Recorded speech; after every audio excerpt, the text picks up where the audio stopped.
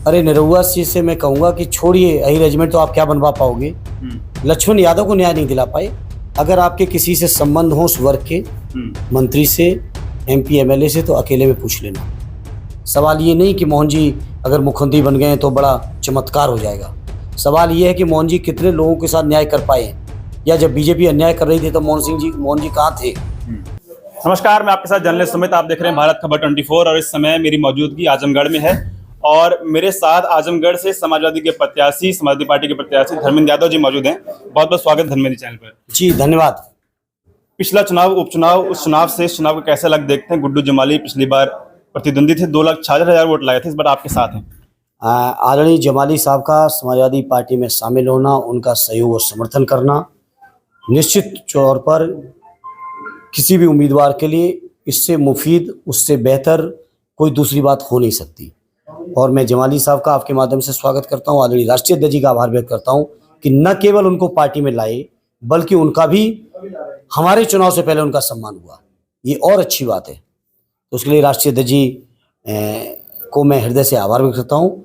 और आजमगढ़ में उन्होंने मुझे चुनाव के लिए भेजा, लोगों ने मुझे बुलाया, ये मेरे लिए सौभाग्य की बात है। बसपा से पिछली बार गुड्डू जमाली प्रत्याशी थे, इस बार बसपा से चर्चा चल रही है कि अकबर अहमद जो पूर्व सांसद रह चुके हैं यहाँ से, वो बसपा से प्रत्याशी हो सकते हैं। फिर समीकरण वही यादव मुस्लिम वाला बसपा बनाने। देखिए, कौन उम्मीदवार होगा बसपा से, कौन उम्मीदवार होगा भाजपा से, उन पार्टियों का आंतरिक मामला है। इसमें ना मैं कुछ कह सकता हूँ ना मैं कुछ कर सकता हूँ।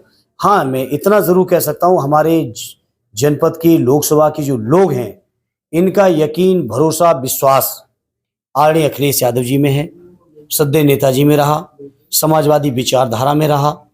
उस विचारधारा और सोच और उस भावनाओं की दम पर मैं कह सकता हूं, उम्मीदवार कोई भी आएगा, परिणाम समाजवादी पार्टी के पक्ष में होगा।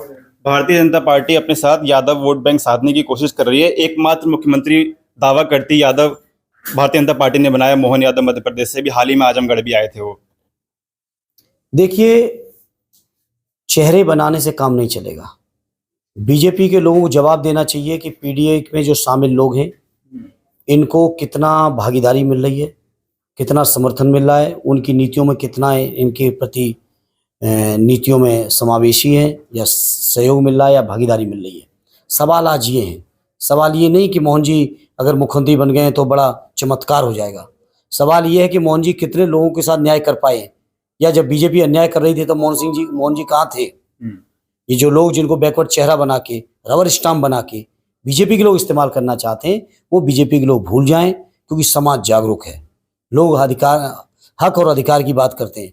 आज केंद्रीय सेवाओं में जेएस रैंक के अधिकारी के मायने हो गया कि 22 साल की सीनियोरिटी आईएएस की डायरेक्ट अपॉइंट किए जा रहे हैं केंद्र सरकार द्वारा, सैकड़ों की तादाद में किए गए। मैं पूछना चाहता हूं, उसमें एक भी दलित हो, एक भी आदिवासी हो, एक भी पिछड़े वर्ग का हो, एक भी माइनॉरिटी हो, तो बीजेपी के लोग बताएं। आज सवाल भागीदारी का है, आज सवाल हक का है, सवाल अधिकार का है, जो बाबा साहब भीमराव अम्बेडकर जी अपने संविधान में देके गए। उस संविधान को आज बचाने का चुनाव है। संविधान खत्म करने के जितने तरीके से हो सकते हैं, वो तरीके और हथकंडे बीजेपी के द्वारा अपनाए जा रहे हैं। आज लोग जागरूक हैं और लोग संविधान बचाना चाहते हैं। लोग अपना हक, न्याय, अधिकार जो बाबा साहब ने दिया है, उस अधिकार को बचाने का ये चुनाव लड़ने जा रहे हैं। जिस भागीदारी की आप बात करते हैं, लेकिन भारतीय जनता पार्टी लगातार ये दावा कर रही है कि उसने अपने मंत्रिमंडल में, चाहे उत्तर प्रदेश की विधानसभा हो, चाहे लोकसभा हो, सभी में उस वर्ग को, पिछड़े वर्ग को हिस्सेदारी दी है राजनीति में। अगर आपके किसी से संबंध हो उस वर्ग के मंत्री से, एमपी एमएलए से, तो अकेले में पूछ लेना उनकी कितनी चलती है। मैं जानता हूं, मैं बहुत रहा हूं सदन में, और सेंट्रल हॉल में जब मैं भाषण दे के निकलता था तो सेंट्रल हॉल में उनके मंत्री हमसे क्या कहते थे, ये बातें कहने की जरूरत नहीं है ऑन एयर, लेकिन मैं जानता हूं क्या स्थिति है। आजमगढ़ से भारतीय जनता पार्टी के प्रत्याशी हैं दिनेश लाल यादव निरहुआ, वो कह रहे हैं कि यादव समाज एकमुश्त होकर भारतीय जनता पार्टी को वोट करेगा तो अही रेजिमेंट बनवाने में मदद करेंगे निरहुआ। आप सोचिए ना, कितना भेदभाव है। अरे निरहुआ सिंह से मैं कहूंगा कि छोड़िए अही रेजिमेंट तो आप क्या बनवा पाओगे। लक्ष्मण यादव को न्याय नहीं दिला पाए, उनके सांसद रहते बर्खास्त कर दिया गया यहीं का एक नौजवान, क्या न्याय दिला पाए कि वो यही रेजिमेंट बनवा लेंगे।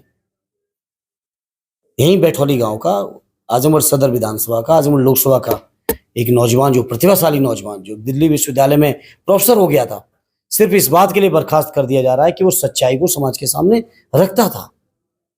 उसको न्याय नहीं दिला पाए, क्या ये जजमेंट की बात करते हैं। आखिरी सवाल, कैसी तैयारी और लोकसभा चुनाव की क्या टारगेट है इस बार? टारगेट एक उम्मीदवार के तौर पे मैं इतना ही कह सकता हूँ, ज़्यादा से ज़्यादा लोगों का आशीर्वाद लेना है मुझे, सहयोग और समर्थन जुटाना है, अपनापन बढ़ाना है और जो जिम्मेदारी हमारी पार्टी ने मुझे दी है उसको निभाना है। तो एक और, भारतीय जनता पार्टी लगातार कह रही है कि अब की बार 400 पार, वहीं अखिलेश जी कह रहे हैं कि जो लोग 2014 में आए थे 24 में चले जाएंगे। भारतीय जनता पार्टी का 400 पार का नारा उसी तरह से है जैसे हर साल 2 करोड़ रोजगार का था। ये नारा उसी तरह का जैसे सबके खातों में 15 लाख पहुंचाने का था। ये नारा उसी तरह का है जैसे डॉलर की कीमत पर रुपए की वैल्यू बढ़ाने का था। ये नारा उसी तरह का साबित होगा जो किसानों की आमदनी दूनी का था। ये बीजेपी के लोग केवल नारा देते हैं और हर चुनाव दर चुनाव ये नारा अपना बदल देते हैं और पुराने नारे को छोड़ देते हैं। ये बीजेपी के लोग हैं, इसलिए बीजेपी के लोगों को देश के लोग जानते हैं। अब इनके नारों से कुछ होने वाला नहीं है। जितना होना था, जितनी हांडी चढ़नी थी वो चढ़ चुकी। ठीक, बहुत शुक्रिया। ये थे हमारे साथ धर्मेंद्र यादव, समाजवादी पार्टी से आजमगढ़ से, वर्तमान में प्रत्याशी हैं, पूर्व में बदायूं से लोकसभा के सांसद रहे हैं। अब क्या स्थिति है, पिछली बार के चुनाव को अगर देखा जाए तो गुड्डू जमाली 2,66,000 वोट पाए थे। इस बार समाजवादी पार्टी में खुद हैं MLC बनाए गए हाल ही में। क्या तस्वीर आप लोग सोचते हैं? तमाम मुद्दों पर बातचीत धर्मेंद्र यादव से हुई। आप लोगों की राय क्या है? अपनी राय कमेंट बॉक्स में दीजिएगा। फिलहाल ये वीडियो में खत्म कर रहा हूँ। आप लोगों से मुलाकात अगली वीडियो में होगी। जुड़े रहे हमारे साथ, तब तक की नमस्कार।